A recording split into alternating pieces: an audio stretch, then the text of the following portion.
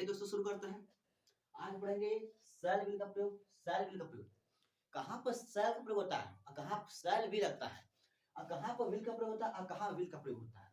देखिए आपको विल भी और शैल भी दोनों में अंतर होता है। क्या होता है? अंतर होता है। अब कैसे अंतर होता है आप लोग देखिए। आपको सबसे पहले जान जाइए कि अगर फ्यूचर में क्या हो, जिस हिंदी वाक्य क्रिया का अंत में क्या रहता है, गा गे रहता है। क्या रहता है? गा गे। देखिए इसका पाचन होता है फ्यूचर में। क्या होता है? फ्यूचर में। इसे फ्यूचर समय का बोलता है। ठीक है क्या आपको? इससे आप गा गे गी, गा गे गी रहता है, गा गे गी रहता है। तो वहां पर क्या होता है? शैल भी या विल भी का प्रयोग होता है, लेकिन इसमें भी अंतर हो जाता है। आप लोगों को मैं बताना चाहता हूं, कहीं क्या होता है, कहीं पे शैल का प्रयोग होता है, कहीं पर शैल बी का प्रयोग होता है। शैल बी का, कहीं पर बी का प्रयोग, कहीं पर विल का प्रयोग होता है, कहीं विल का प्रयोग होता है, कहीं विल बी का प्रयोग होता है। तो इसको आप लोग जानिए तभी आप लोग को आएगा समझ में। देखिए आपको विल वी का प्रयोग आप लोग इसको जान जाइए। देखिए आप कहीं शैल का प्रयोग, कहीं शैल बी का प्रयोग, कहीं विल का प्रयोग, कहीं विल बी का प्रयोग। तो आप इसके अंतर को जान जाइए लोग, क्योंकि बहुत काम देता है। क्योंकि आप लोग नहीं जान पाते थे इसलिए आप लोग को दिक्कत हो जाती है। देखिए आपको अगर सेंटेंस असर्टिव है, क्या है? अफर्मेटिव है यानी असर्टिव है, उसमें सिंपल वाक्य है, तो वहां पे क्या करेंगे हम? देखिए सबसे पहले अगर वाक्य अफर्मेटिव हो, क्या हो? असर्टिव हो, असर्टिव सेंटेंस में हो, तो क्या होता है? यहाँ पर सब्जेक्ट प्लस शैल या विल का प्रयोग होता है। क्या था? शैल या विल प्लस वर्ब तो V1 का प्रयोग कर देता है, और ऑब्जेक्ट को तो ऑब्जेक्ट दे दिया जाता है, बन गया। ये रूल्स होता है। एक बात और बता देते हैं, शैल बी और विल बी, इसका प्रयोग कहाँ होता है, इसका यूज कहाँ होता है?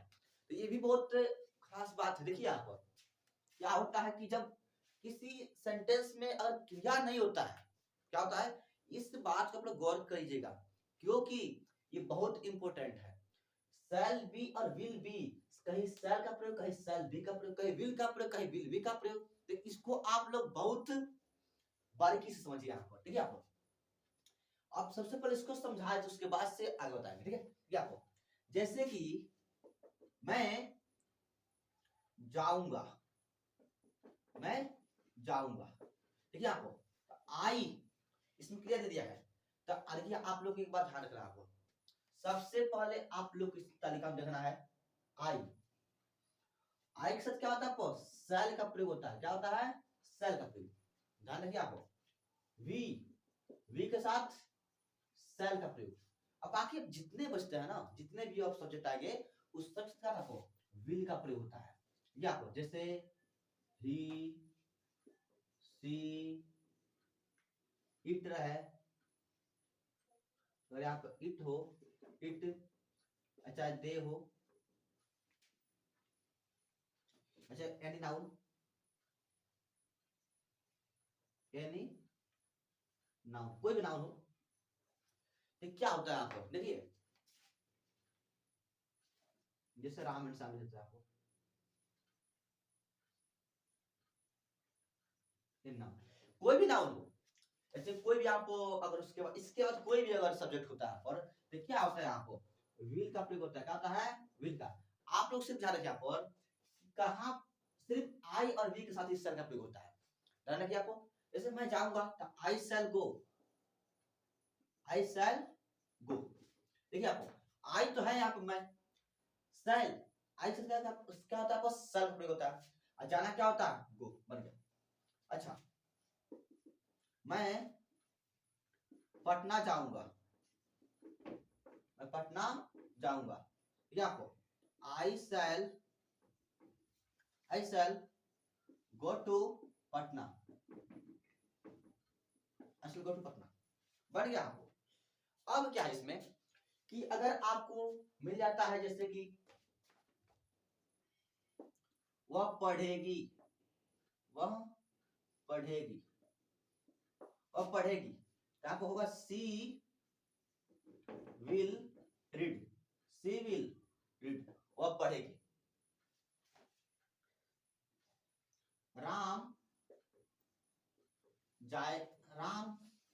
खेलेगा,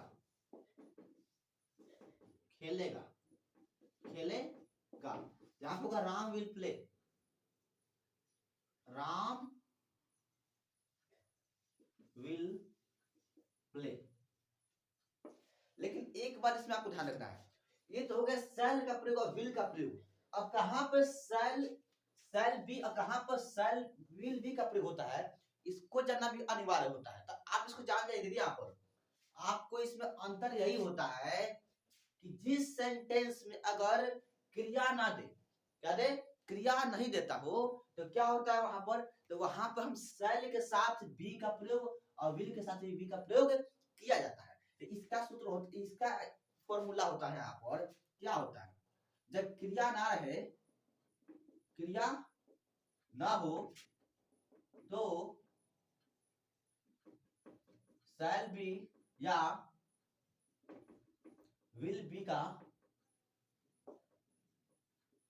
प्रयोग करें। देखिए आपको, अगर क्रिया नहीं होता है ना, शैल बी और विल बी का प्रयोग किया जाता है। जैसे कि आप लोग देखिए यहाँ पर इसका फॉर्मूला होता है सब्जेक्ट प्लस शैल या बी, शैल बी या विल बी, क्या होता है, विल बी, शैल बी या विल बी। उसका नाम होता है प्लस कोई नाउन हो, नाउन या एडजेक्टिव होता है, क्या था वो, एडजेक्टिव। ठीक है, ठीक है, आपको इतना तो आप जान गए कि जब क्रिया नहीं होता है तो सब नाउन या एडजेक्टिव होता है। जैसे देखिए आपको, मैं एक डॉक्टर बनूंगा, डॉक्टर बनूंगा, मैं एक डॉक्टर बनूंगा। इसमें देखिए आपको, इसमें क्रिया दिया नहीं है, आपको दे दिया है सब्जेक्ट आई से क्या होता है, सेल का प्रयोग होता है। देखिए आपको सेल, आई सेल, सॉरी, देखिए आपको आई सेल, मैं जाऊंगा, ठीक है, मैं बनूंगा, ठीक है, ए डॉक्टर, डी, आई सेल ए डॉक्टर। ये वाक्य आप क्या सेंटेंस क्या रॉन्ग है, क्या है, रॉन्ग है, क्योंकि इसमें देखिए क्रिया तो दिया नहीं है।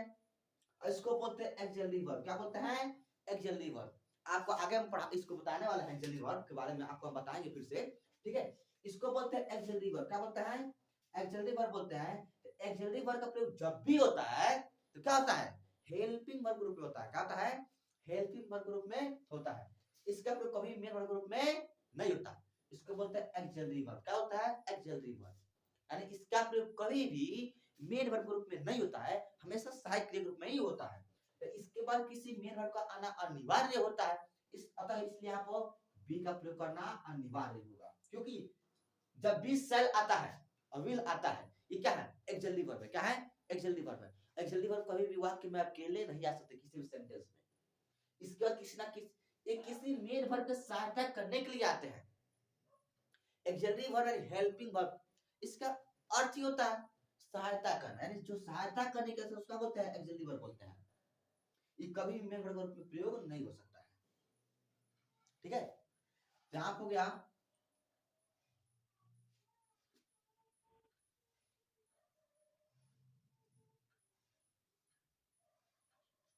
आई शैल बी ए डॉक्टर, बन गया, राइट हो गया। अब देखिए आपको, अब हो गया यहाँ पर ऐसे, मैं खुश बनूंगा, मैं अमीर बनूंगा, मैं अमीर बनूंगा, अमीर बनूंगा, मैं अमीर बनूंगा। यहाँ हुआ आई शैल, अभी आपको पता है एक जल्दी वर्ब है, क्या है, एक जल्दी वर्ब है। आपको एक जल्दी वर्ब है, आपको इसमें क्या होगा, ये होता है मॉडल जल्दी वर्ब, क्या होता है, मॉडल। एक होता है प्राइमरी जल्दी वर्ब, एक जल्दी वर्ब दो होते हैं, एक होता है मॉडल जल्दी वर्ब, एक होता है प्राइमरी जल्दी वर्ब। ये तो यहाँ पे है कौन, मॉडल जल्दी वर्ब, क्या को, मॉडल। अब मॉडल जल्दी वर्ब का प्रयोग हमेशा क्या होता है, हेल्पिंग वर्ब के रूप में ही किया जाता है, ठीक है। अब देखिए इसके बाद किसी चीज का आना, किसी वर्ब का आने वाला होता है, इसके बाद यहाँ पिछले आप बी का प्रयोग कर देंगे होना, I shall be rich, I shall be rich, मैं अमीर बनूंगा। अच्छा, वह एक नेता बनेगा, वह एक नेता बनेगा, क्या होगा, he will be a leader।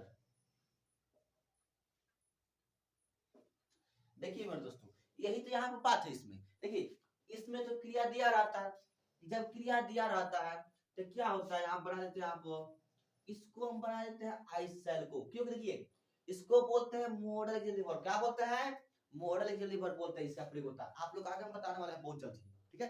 मेरे साथ आप लोग बन रही है जेके इंग्लिश ट्यूटोरियल में। देखिए आप यहाँ पे इसको बोलते हैं मॉडल एक्सिलरी वर्ब। क्या बोलते हैं, मॉडल। तो मॉडल एक्सिलरी वर्ब की संख्या कितनी होती है, 13 होती है। कितनी होती है, 13। तो इनमें से आप लोग हम बता देते हैं कि ये जो होता है इसको बोलते हैं मॉडल एक्सिलरी वर्ब। इसका प्रयोग हमेशा याद रखिएगा, शैल और विल का प्रयोग हमेशा हेल्पिंग वर्ब के रूप में ही किया जाता है। देखिए इसमें तो मेन वर्ब हो गया ये वाला, ये हो गया हमारा हेल्पिंग वर्ब। क्या हो गया, हेल्पिंग वर्ब, ये सहायक क्रिया के रूप में आता है। तो इसका प्रयोग इसके बाद किसी वर्ब का आना क्या होता है, अनिवार्य होता है। अगर इसके बाद किसी वर्ब का आना अनिवार्य ना हो तो सेंटेंस क्या आ जाएगा, रॉन्ग हो जाएगा, क्योंकि इसके बाद किसी मेन वर्ब का आना अनिवार्य होता है। इसलिए इसमें तो मेन वर्ब तो इसमें है नहीं, तो ये तो ये तो सिर्फ सहायता करने के लिए आता है ना। सहायता करने के लिए जब आता है तो इसके बाद तो कोई नाउन का आना अनिवार्य है, क्योंकि मेन वर्ब बिना मेन वर्ब की क्रिया नहीं बना सकता है, बाकी सेंटेंस नहीं पूरा कर सकता है। इसके पास उतना क्षमता नहीं है, सेल के पास और विल के पास, यानी मॉडल जितने भी है उनके पास इतना क्षमता नहीं कि अकेले वो किसी वाक्य को, सेंटेंस को कंप्लीट कर सके। अतः इसके बाद किसी मेन वर्ब का आना अनिवार्य होता है। इसको आप लोग याद रखिएगा, ठीक है। ये तो बन गया। तो आप लोग इसको ध्यान रखिए, और जो भी आपको अगर दिक्कत होती है तो आप लोग कमेंट में उसको लिख कर बताइए। एक बात और जान लीजिए आप लोग कि आप लोग इसको देखते देखते इसको समझिएगा, और आप लोग को जो भी परेशानी होती है तो कमेंट बॉक्स में लिखिए और बताइए मुझसे। मैं आप लोग बहुत ही जल्द actually verb model actually verb के बारे में आपको बताने वाला हूं, ठीक है। और टेंस, वॉइस, नरेशन सब बताऊंगा। बन रही है दोस्तों हमेशा हमारे साथ जेके इंग्लिश ट्यूटोरियल में।